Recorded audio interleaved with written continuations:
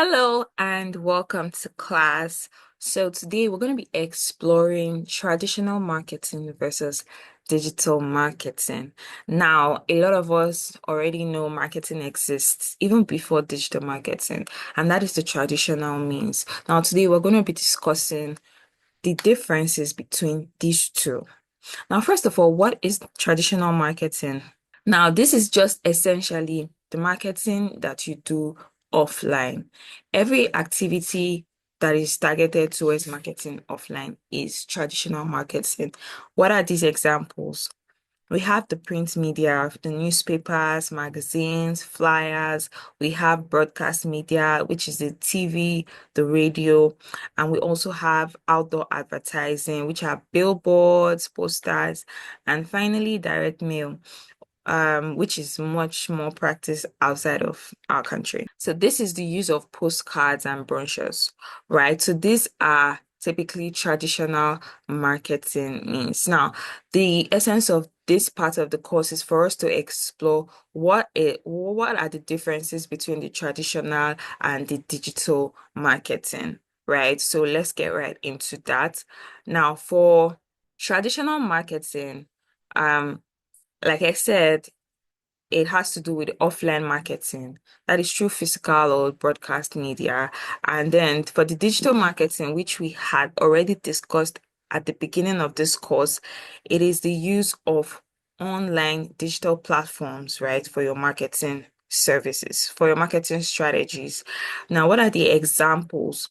Now, for traditional marketing, I'd already listed out some of these traditional marketing means, which is the TV, the radio, the billboards, magazines, and flyer. Anything that you can think of outside of online marketing is a traditional marketing example. So for digital marketing, like we had also discussed earlier in this course, this means includes SEO, which is search engine optimization.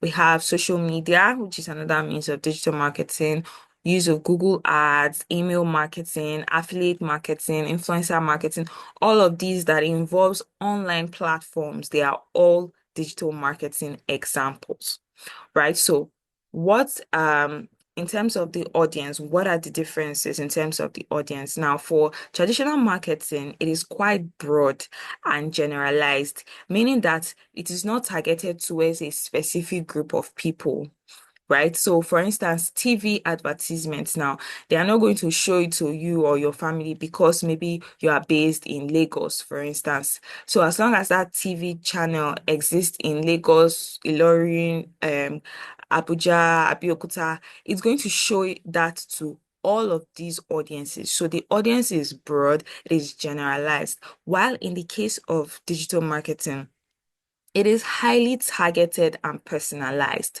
especially, for instance, when it comes to social media. Now, you can decide to run advertisements on Facebook and Instagram, for instance, and you have the option to target it to a specific audience. For instance, you want your advert to show to only women. You have the option to set it as only this advert is only going to show to women, or you want it to show to a particular age demographic, maybe for people from 20 years old to 30 years old. You have the option of making your advert to show to that category of people. So therefore, digital marketing is very, very personalized. It is very targeted, unlike the traditional marketing. Now, in terms of cost, traditional marketing can be quite expensive, especially when it comes to broadcast medias. Like running your adverts on air costs quite a lot, right? But when it comes to digital marketing, it is very, very cost effective because you have the option of setting your budget, right? You can set your budget, and even your budget can get to a very large number, no matter how small it is. So digital marketing is very cost effective, while traditional marketing is quite expensive. So in terms of measurability, it is very difficult to track your returns on investment in traditional marketing. There's no tool that you can use to measure the success or the failure, however the case may be, of your adverts on a traditional marketing platform, right? Unlike the digital marketing platform where you have you have a lot of tools that you can use to track, check your analytics, track your ads, see what is performing, see what was spent in comparison to the results, right? So digital marketing is very trackable and it gives you real-time updates, real-time analytics. So Instagram has this feature where you can see the insights of however your business is performing. Every single day you get insights of the level to which you have attained in your digital marketing strategies, right? Then you also have some external tools that you can also use to check your analytics. You have Buffer, you have Meta has its own tool as well. Then you have a lot of tools actually that you can use to check your analytics, and it is provided in real time. So that is another difference. So when it comes to engagement, traditional marketing is one-way communication in the sense that you are just sending your advert out to the public, to the audience. You have no means of getting their feedback on that advert. But when it comes to digital marketing, it is very interactive. It's a two-way communication. For instance, when it comes to social media marketing, any content that you send out, you always have the option, like your audience can always reach you through the comments, right? You can even also be measured through likes. If your audience likes a particular content you put out, you see that they are going to engage with that post, right? They're going to like it, they're going to save, they're going to share it. So you're already getting feedback from that. So it's a two-way communication. Even on your website, you have a means of asking your audience for their feedback on a particular thing. So it's more of a two-way communication, right? So in speed of execution, traditional marketing is slow, requires planning and production. You see these adverts on television. This adverts that you see have taken a lot of work, has taken a lot of pre-planning, has taken a lot of shooting, a lot of production, right, before they can be aired. But when it comes to digital marketing, it is very, very flexible. You can adjust it and it is instant. For instance, you already have a content that you've created, right? Now, as long as you have that content, you can always go back and decide to run an advert on that content.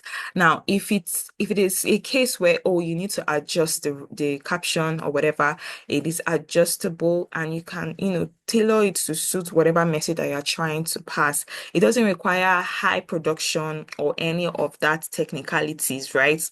So don't get me wrong. Planning your digital marketing content is also very important. Like it is something that is actually required. But the key part here is it's not very production intensive, right? It's not very production intensive and it will actually help you achieve that goal that traditional marketing is also trying to achieve, right? So, and now finally, in terms of reach, traditional marketing is local and limited to global exposure. This means that whatever, for instance, you're running an advert on RIS TV, I'm just giving an instance.